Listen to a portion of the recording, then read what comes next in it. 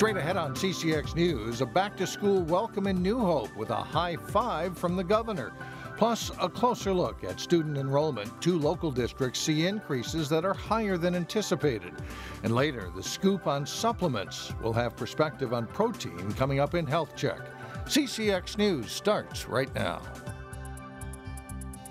Hello everyone, and thanks for joining us. Students at Meadow Lake Elementary in New Hope received a special welcoming from Governor Mark Dayton as the new school year kicked off. The state's top leader also used the opportunity to talk about the importance of early childhood education. Sonia Goins has more. Governor Mark Dayton and Lieutenant Governor Tina Smith greeted children with smiles and cheers as they walked through the doors of Meadow Lake Elementary. The governor is also excited for the new school year. After a long fight with the legislature, he was able to secure $2 billion in new funding for pre-K education, allowing for more 4-year-olds to attend school for free. And we wish you could do more. We'll keep pushing the legislature to do more, but it makes such a difference. The Robbinsdale School District received the largest chunk of the pie, nearly $1.9 million for early childhood education. They estimate 360 students will participate in the program. Governor Dayton says the early learning scholarships will give students the tools they need to succeed in school. I think this is our best hope and best strategy to close the achievement gap before it starts and correct it as it's beginning. Robbinsdale officials say the additional funding will allow them to enhance its early learning program.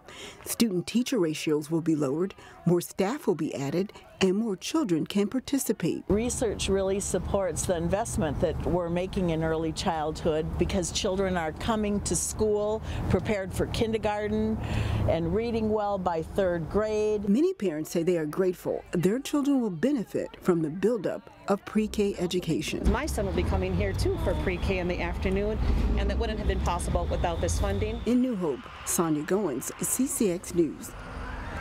The $1.9 million for Robbinsdale Pre-K is one-time state funding and is split into 2 years. The Osseo School District also received money from the state for early education, getting $254,000. In the Wayzata School District, the new year begins with higher than expected enrollment at Meadow Ridge Elementary, which just opened last year. The school is already about 120 students over capacity.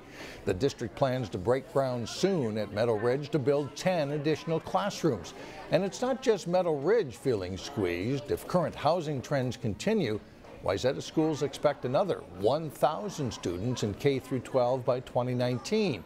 It's why the district will ask voters this fall to build another elementary school. The growth is a very welcome thing, but it does come with some challenges in keeping up with capacity in our facilities. We do have a commitment to maintaining desirable class sizes, and in order to do that we have to have available classrooms. So that really is the driving reason for needing to come to our community again to ask them for the funds to build another elementary school. If the funds are approved, the new elementary school is expected to open in the fall of 2019. Well, meanwhile, enrollment is also up in the Osseo School District, and as Eric Nelson reports, there are many factors for this. We're really happy to have those families here. We are staffed and ready to go. The Osseo School District is ballooning. There are 21,000 students now, an increase of 360 over last year. That's normal for this time of year that we would be exceeding our expected enrollment. The numbers could shrink in the coming weeks when final data comes in. But trends indicate there are more students than the district anticipated. These additional students will bring with them additional funding.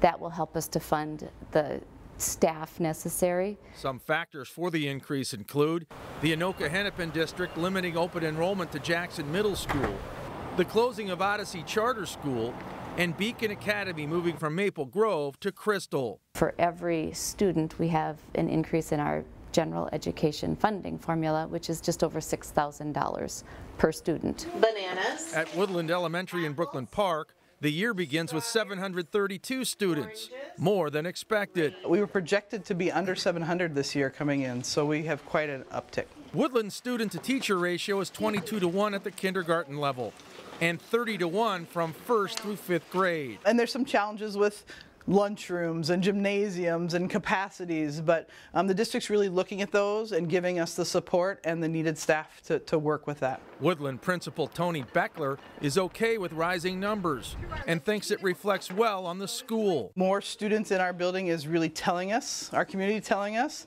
that we're doing great work. Because the Osseo district provides extra support, Beckler believes all these kids can thrive at Woodland. Being that school of choice and being that district of choice is really important to us. Osseo is the 5th largest school district in the state of Minnesota. Now, the actual enrollment numbers for this school year won't be known until October 1st. I'm Eric Nelson, CCX News. In other news now, a motorcyclist killed while fleeing police has been identified as a 50-year-old Crystal man. Christopher Sundholm was spotted speeding on Highway 100 in Edina. He was then clocked traveling at more than 100 miles per hour on westbound Interstate 494 in Bloomington. Police abandoned the chase after 2 minutes. Sundholm was killed when he slammed into a concrete barrier trying to exit near 494 and Highway 169. In Robbinsdale, a bank robber didn't get very far before witnesses helped police track him down. Police say the TCF Bank on West Broadway was robbed about 9:30 Monday morning. Witnesses saw a man leave the bank on foot and pointed police in the right direction. Police spokesperson says the suspect was arrested near Lake Road and 43rd Avenue, just a few blocks from the bank. No weapon was used in the holdup. A wildlife area near the Crystal Airport may get an update thanks to a partnership between Three Rivers Parks and the City of Crystal. Neighbors say the Mack Wildlife Area is a hidden gem. It's owned by the Airport Commission but has been leased by the city for decades. It features a boardwalk through tall cattails that's used for watching wildlife or just walking.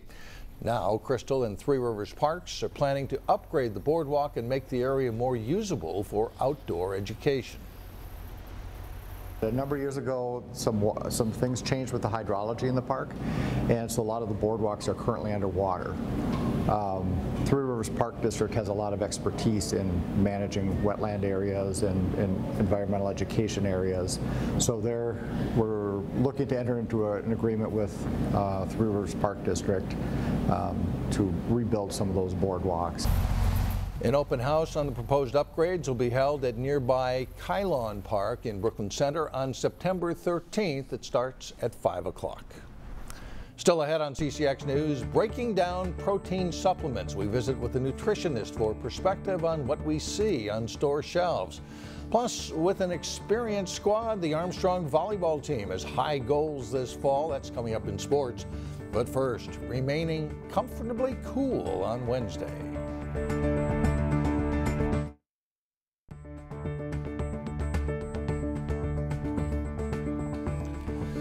Protein plays a big role in helping people repair their muscles after a hard workout. But with so many protein powders on the market, which is the right one for you?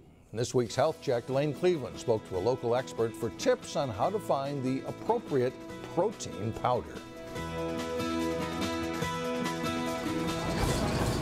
Physical fitness is an important component for anyone interested in living a healthy lifestyle. So each one of these is about 20 grams of protein. Part of that healthy lifestyle should also include protein consumption. We should be getting about half of our body weight in grams of protein per day. So a 150-pound person, we're looking at about 75 grams of protein. Carrie Anderson of the Lifetime Fitness in Plymouth says the protein consumption should increase if you're an athlete or a gym rat. On a daily basis, our body is breaking down from just wear and tear of use of going up a flight of stairs all the way to an intense workout. Protein literally is the building block of putting that back together. Ideally, we would get that protein through foods such as eggs, fish, or chicken. But when that's not available, people can turn to protein powder. So something quick and easy like a protein shake is a great way to get in a lot of nutrients with little time of prep. Yet a quick glance at the shelves and nutrition labels will show that not all protein powders are made alike. We don't want a lot of fillers, binders, colors, and sweeteners in our proteins as well. You don't need a lot of that junk in there. Then there's the matter of choosing between a whey protein or an isolate protein. The list goes on. The right powder is based on your personal needs. Does it need to be more of a meal replacement or just a snack of protein? So how dense do you want those nutrients to be? How high in the calories, and do you need to fill other nutrient gaps other than just protein? To simplify, Carrie puts most of her clients on the whey protein all-in-one because it holds them over longer. She says the isolate protein works well for athletes doing two-a-day workouts. But to avoid confusion, she recommends asking an expert for help. It is the best suggestion to talk to a fitness professional that has some personalized advice for you based off where you need the help and guidance. In Plymouth, Delaney Cleveland, CCX News. And they tell us a good goal for most active people is to eat 20 to 30 grams of protein at each meal and add a couple of smaller protein-rich snacks in between. Well, still ahead, students look ahead to the new school year, what they are most looking forward to. But first, the Breck and Benilde St. Margaret's football teams have successful season debuts. John Jacobson has their highlights next in sports.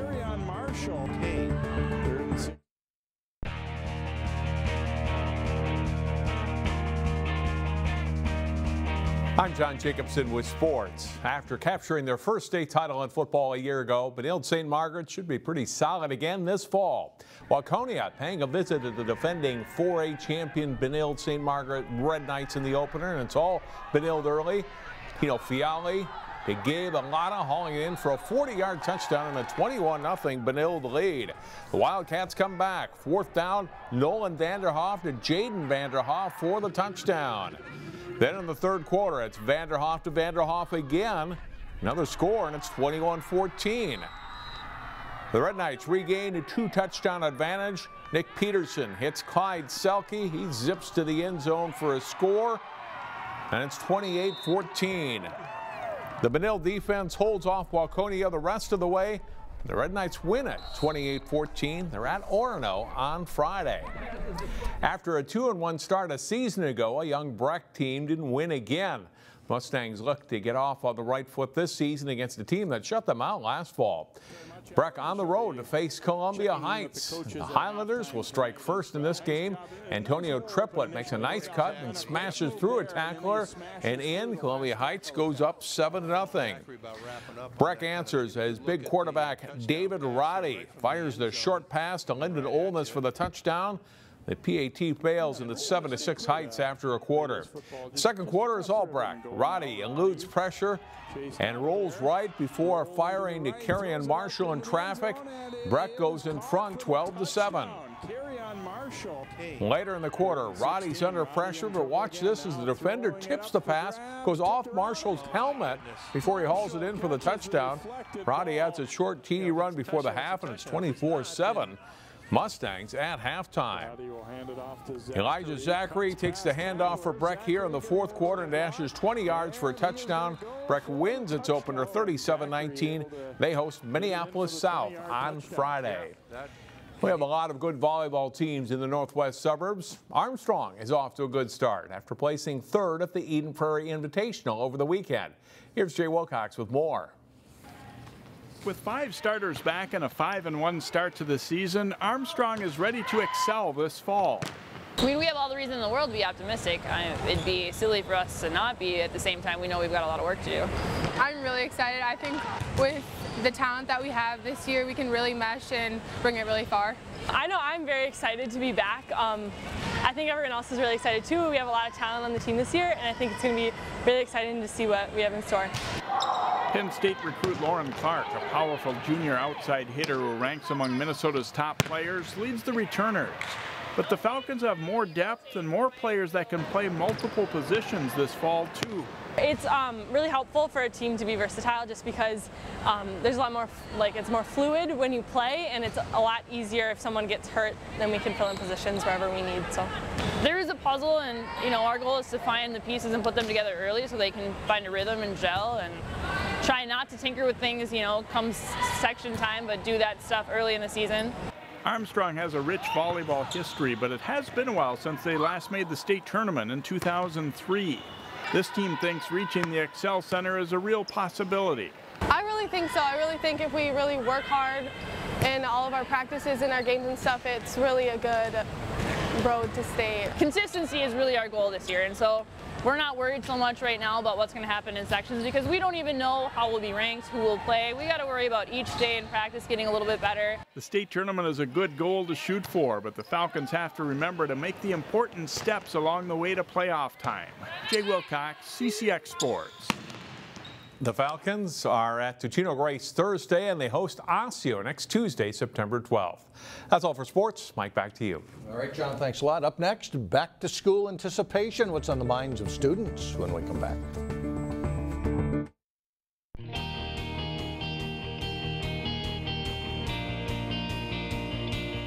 Well, finally, the first day of school presents new possibilities for local students who headed back to the classroom today, and we wondered what they hope to get out of a new school year. We went to Brooklyn Center to ask what they're most excited about. Just being successful everywhere, school, relationships, socially, I guess, sports, everything. I'm doing PICO classes, so I'm doing half college and half high school right now. So right now I think it would be just to try to manage both. So my goals right now are organization and get A's in all my classes, including my college classes. I'm trying. Look out for the Centaur football, what we got to bring to y'all.